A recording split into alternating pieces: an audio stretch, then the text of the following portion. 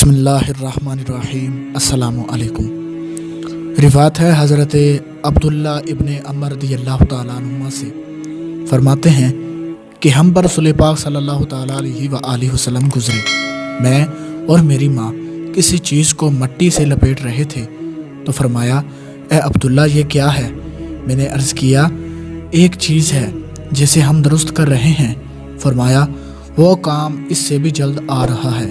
دوستو، اس حدیث مبارکہ کی تشریح ڈسکرپشن میں تفصیل کے ساتھ موجود ہے۔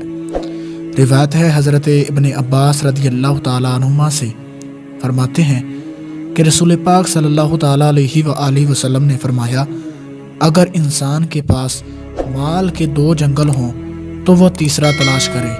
انسان کے پیٹ کو مٹی کے سوا کوئی اور چیز نہیں بھر سکتی، اور اللہ تبارک و تعالیٰ توبہ قبول کر لیتا ہے جو توبہ کرے۔